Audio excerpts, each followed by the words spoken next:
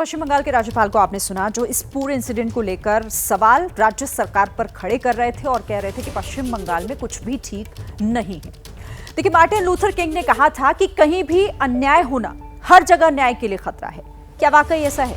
और अगर है तो कोलकाता की निर्भया को न्याय मिलना ही चाहिए। इसीलिए सीबीआई ने अपनी तफ्तीश तेज कर दी है ताकि 8 और 9 अगस्त की रात का पूरा सच क्या है वो जल्द से जल्द सामने आ सके। सीबीआई की टीम ने आज फिर कॉलेज के प्रिंसिपल संदीप घोष से पूछताछ की। एक टीम आरोपी संजय रॉय के घर पर भी पहुंची। इसी बीच कोलकाता पुलिस ने सीबीआई को एक डायरी भी सौंपी है। सूत्र बता रहे हैं कि ये जो डायरी है वो मृतका की लाश के पास से बरामद हुई। डायरी के कई पन्ने फटे हुए हैं।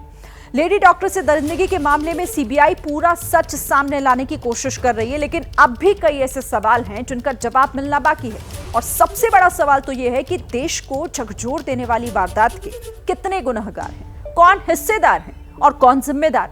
9 अगस्त से लेकर 17 अगस्त तक की कड़ियों को सिलसिलेवार तरीके से बताती ये रिपोर्ट आपको जरूर देखनी चाहिए।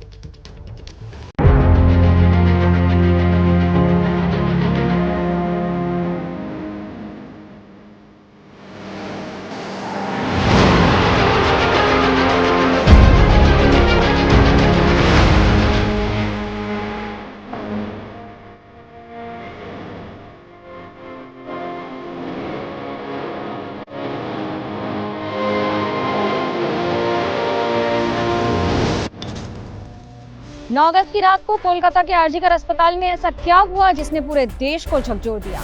9 अगस्त की रात को आरजीकर अस्पताल के सेमिनार हॉल में गूंजती चीखें किसी ने क्यों नहीं सुनी। 9 अगस्त की रात डिनर के दौरान डॉक्टर बेटी के साथ क्या हुआ, आखिरी बार किसने देखा। 9 अगस्त की रात की दरिंदगी को खुदकुशी किसने बताया। कई घंटों तक शव को क्यों और किसने छुपाया। कितने गुनहगार हैं, कौन जिम्मेदार है, कौन हिस्सेदार है। आखिर 9 अगस्त की रात का पूरा सच क्या है।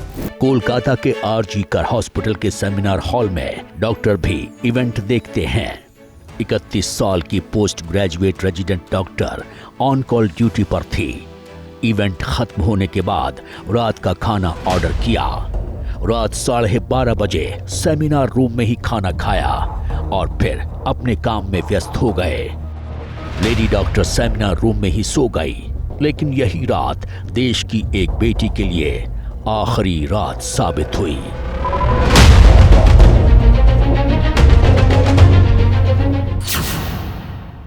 कल की सुबह आरजीकर अस्पताल के सेमिनार हॉल में एक डॉक्टर का शव मिला। आखिरकार उस रात हुआ क्या था? 31 साल की पोस्ट ग्रेजुएट रेजिडेंट डॉक्टर से दरिंदगी की इंतहा की गई थी। जिस्म को गिद्ध की तरह नोचा गया था। शरीर पर नाम मात्र के कपड़े थे। आंखों से, मुंह से और प्राइवेट पार्ट से खून बह रहा था। गर्दन की हड्डी भी टूटी हुई पाई गई थी। होंठ, गर्दन, पेट, दाहिने हाथ की अंगुली पर चोट के निशान थे। शरीर का हर हिस्सा डॉक्टर बेटी से हुई हैवानियत की कहानी बयान कर रहा था। पोस्टमार्टम रिपोर्ट का हर पन्ना डॉक्टर से दरिंदगी की कहानी कह रहा था, लेकिन कहा जा रहा है कि अस्पताल की तरफ से परिवार वालों को आत्महत्या की कहानी बताई गई। क्या वाकई ऐसा हुआ? कोलकाता में हुई खौफनाक वारदात की खबर देश भर में फैल चुकी थी। सुनने वाला हर शख्स सकते में था। कई शहरों में प्रदर्शन शुरू हो चुके थे और कोलकाता पुलिस एक आरोपी को गिरफ्तार कर अपनी पीठ ठोक रही थी। So the case has been started both under rape and murder.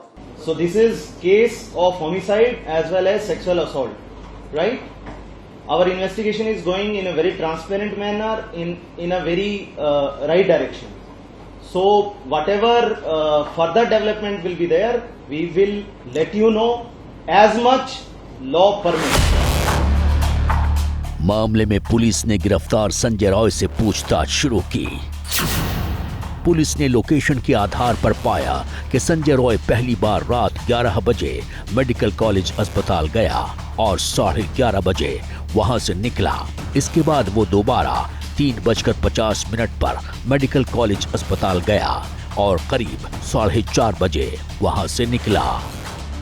इसके बाद सॉल्ट लेक में मौजूद बैरक में आकर पुलिसकर्मियों के पास सो गया। इस दिन federation of resident doctors association ने केंद्रीय स्वास्थ्य मंत्री जेपी नड्डा को पत्र लिखा। 24 घंटे में एक्शन न होने पर स्ट्राइक पर जाने की चेतावनी दी। मामले की सीबीआई जांच की भी मांग की। मामले को लेकर राजनीति भी गरमाने लगी थी।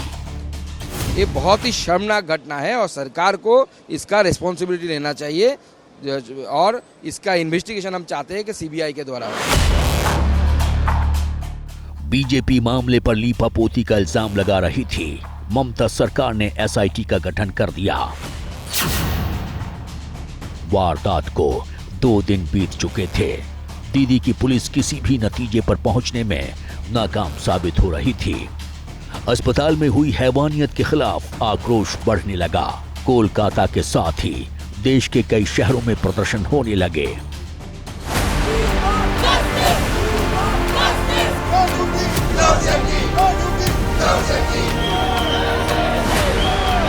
11 अगस्त को विरोध प्रदर्शन कर रहे जूनियर डॉक्टर्स ने आरजीकर अस्पताल में जब अपना प्रदर्शन शुरू किया तो उस समय कोलकाता पुलिस कमिश्नर विनीत गोयल ने दौरे के दौरान उन प्रदर्शनकारियों से मुलाकात भी की। कॉलेज के छात्रों की मांग थी कि वारदात की रात जिस एसीपी चंदन गुप्ता की ड्यूटी थी उन्हें हटाया जाए। कमिश्नर ने बताया कि एसीपी चंदन गुप्ता को हटा दिया गया है। इसके साथ ही 11 अगस्त को ममता बनर्जी सरकार ने आरजीकर मेडिकल कॉलेज अस्पताल के कई विभागों में फेरबदल किया, तो दूसरी ओर federation of resident doctors association India ने 12 अगस्त से पूरे देश में डॉक्टरों की हड़ताल का ऐलान कर दिया। गम और गुस्सा था। नारों, तख्तियों, बैनरों के जरिए आवाज बुलंद की जा रही थी। 12 अगस्त को देश के हर छोर से एक जैसी तस्वीर सामने आ रही थी। दिल्ली से देहरादून और जयपुर से लेकर जबलपुर तक रेजिडेंट डॉक्टर सड़क पर उतर चुके थे। कोलकाता में लेडी डॉक्टर को इंसाफ की मांग को लेकर देश भर में 3 लाख रेजिडेंट डॉक्टरों ने काम बंद कर दिया। सभी की एक ही मांग थी कि हॉस्पिटल में हुई हैवानियत की जांच का जिम्मा सीबीआई को सौंप दिया जाए। कोई भी सेफ नहीं है नेक्स्ट डे हॉस्पिटल में, खुद के हॉस्पिटल में वर्क करने का। रोड की कहीं और जाने की तो बात अलग है। 3 लोगों ने ये काम किया है। ये गैंग रेप मर्डर का मामला है, निर्भया पार्ट 2 है। जब तक सीबीआई जांच नहीं होती हम नहीं सुनेंगे। 3 से 4 लोग इन्वॉल्व थे, एक को पकड़ा है। They should all be literally hunted and hanged to death. हमारा भारत सरकार और बंगाली गवर्नमेंट से अनुरोध है कि हम डॉक्टरों को इंसाफ मिले और जो हमारा प्रोटेक्शन एक्ट है उसको लागू किया जाए। All doctors are standing for her and we want the Central Protection Act. Resident डॉक्टरों की हड़ताल से मरीज बेहाल थे, तो सरकार का हलक सूख चुका था। लिहाजा ममता बनर्जी ने भी अपनी पुलिस को अल्टीमेटम देने में देर नहीं की। যত তাড়াতাড়ি সম্ভব দোষীদের গ্রেফতার করবে আর রবিবার পর্যন্ত যদি তারা কোন কিনারা করতে না পারে এই কেসটা আমরা আমাদের হাতে রাখবো না, আমরা সিবিআই কে দিয়ে দেব। কিন্তু ওদের সাকসেস রেট খুব কম। ममता बनर्जी के अल्टीमेटम देने के बावजूद आक्रोश कम नहीं हुआ। मुंबई, दिल्ली, लखनऊ, पटना, भोपाल, शिमला, चंडीगढ़, विशाखापट्टनम समेत देश का कोई भी ऐसा शहर नहीं था जहां डॉक्टर्स ने कोलकाता के निर्भया को इंसाफ और डॉक्टरों की सुरक्षा की मांग को लेकर विरोध प्रदर्शन नहीं किया।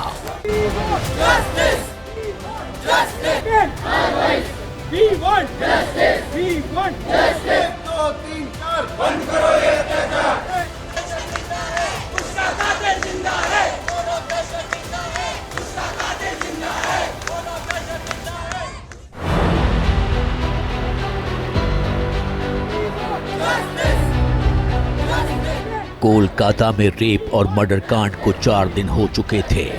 अस्पताल में इलाज करने वाले डॉक्टर सड़क पर इंसाफ की गुहार लगा रहे थे। डॉक्टर्स की हड़ताल को देखते हुए केंद्रीय स्वास्थ्य मंत्रालय एक्शन में आ चुका था। सभी मेडिकल कॉलेजों को डॉक्टर्स की सुरक्षा के दिशा निर्देश जारी किए गए।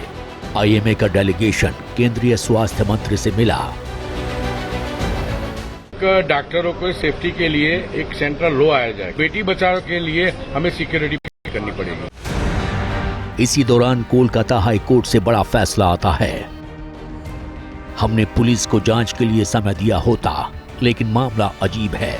घटना के 5 दिनों के बाद भी पुलिस किसी निष्कर्ष तक नहीं पहुंची है।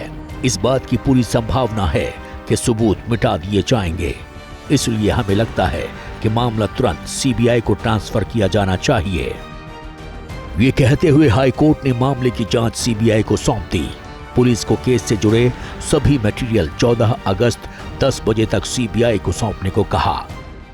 विक्टिम का फैमिली भी आया, बहुत अच्छा रिजल्ट आया। Now we demand health minister as well as chief minister should resign from her post. त्याग पत्र दे दीजिए। लेकिन उससे पहले ही 13 अगस्त की शाम को मेडिकल कॉलेज अस्पताल से हैरान करने वाला वीडियो सामने आया। अस्पताल में उसी जगह तोड़फोड़ की गई जहां हैवानियत को अंजाम दिया गया था। टूटी दीवारों और लटकते बिजली के तारों वाला ये वो सेमिनार रूम है जहां वारदात हुई, और उसके ठीक बगल में यानी 10 मीटर से भी कम के दायरे में तोड़फोड़ की गई। हम लोग बहुत उद्विग्न है इस इंसिडेंट्स के लेके। हम लोगों का ये मांग है सीबीआई हम लोगों के से बात करे। कोलकाता पहुंची सीबीआई की टीम ने पुलिस से जांच रिपोर्ट यानी केस डायरी ली। सबसे पहले कोलकाता पुलिस की तरफ से केस में दर्ज बयानों की जांच की। कोलकाता पुलिस ने आरोपी संजय रॉय को भी सीबीआई को सौंपा। सीबीआई ने उसी दिन संजय रॉय से पूछताछ शुरू की। सीबीआई की टीम के साथ ही फॉरेंसिक टीम भी कोलकाता पहुंची। मकसद नए सिरे से सबूतों की तलाश करना था। लेकिन उसी रात अस्पताल में कुछ ऐसा हुआ जिसने सबूतों की मिटाने की साजिश को सामने रख दिया।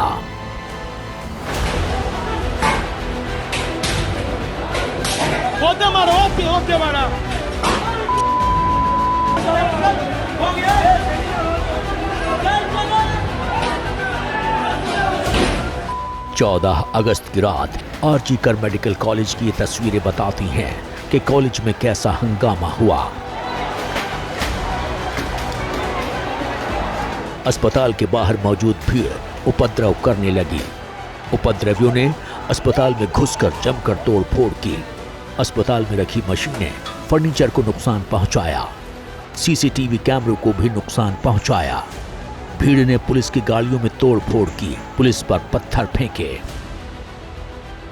पुलिस ने भीड़ को कंट्रोल करने के लिए लाठीचार्ज किया और आंसू गैस का इस्तेमाल किया।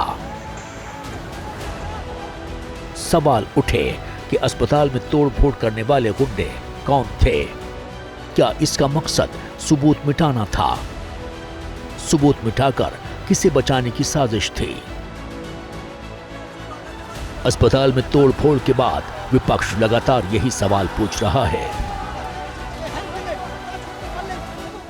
सवाल ये भी उठता है कि रेपिस्ट निश्चिंत है, लेकिन प्रोटेस्टर्स पर मॉब आकर हमला करती है। ये कैसे संभव है कि गुंडे आकर, मॉब आकर अस्पताल में तोड़फोड़ करते हैं और मीडिया की रिपोर्ट ये कहती है उन चीजों के साथ तोड़फोड़ करते हैं जो शायद एविडेंस का हिस्सा है।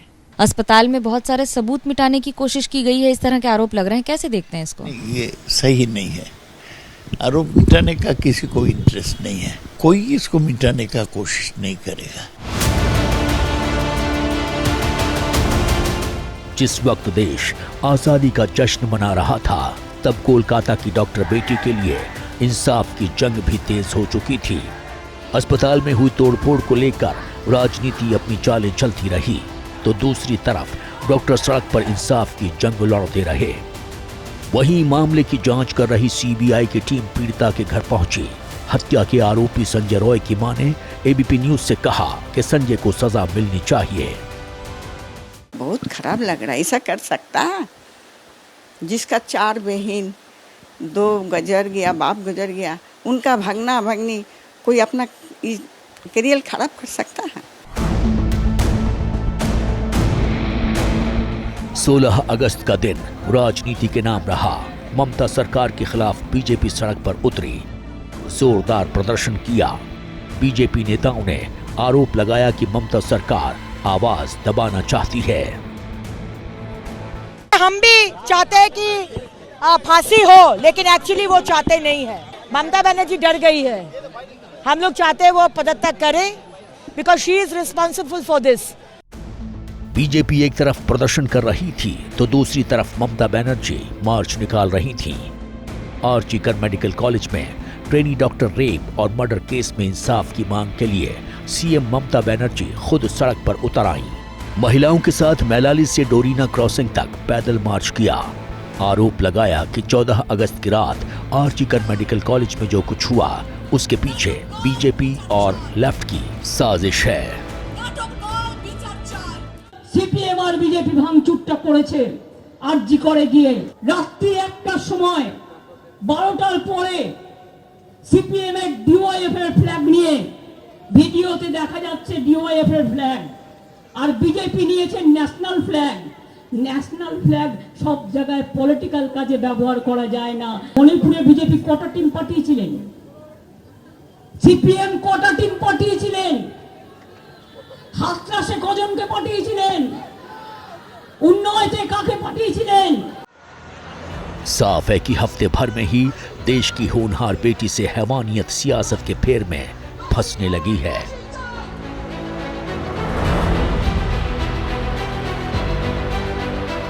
राजनीति के वार पलटवार के बीच सीबीआई वारदात से जुड़ी एक एक कड़ी खंगाल रही है। फिलहाल जांच की सुई वारदात को सुसाइड बताने वाले कॉलेज के प्रिंसिपल संदीप घोष की तरफ मुड़ गई है। घोष से पूछताछ में पता लगाया जा रहा है कि वारदात के बारे में आपको जानकारी कब मिली, आप कितने बजे अस्पताल पहुंचे, आपको किसने घटना के बारे में जानकारी दी, क्या पीड़ित ने आपको पहले कोई शिकायत दी, क्या आप संजय रॉय को जानते हैं, डॉक्टर्स स्टूडेंट में आपको लेकर गुस्सा क्यों है। ऐसे तमाम सवाल हैं जिनका जवाब सीबीआई जानने की कोशिश कर रही है, लेकिन सवाल बाकी है कि क्या देश की डॉक्टर बेटी को इंसाफ मिल पाएगा? क्या सीबीआई 9 अगस्त का संपूर्ण सच पता लगा पाएगी या फिर कोलकाता की निर्भया की चीखें सियासत के शोर में गुम होकर रह जाएंगी?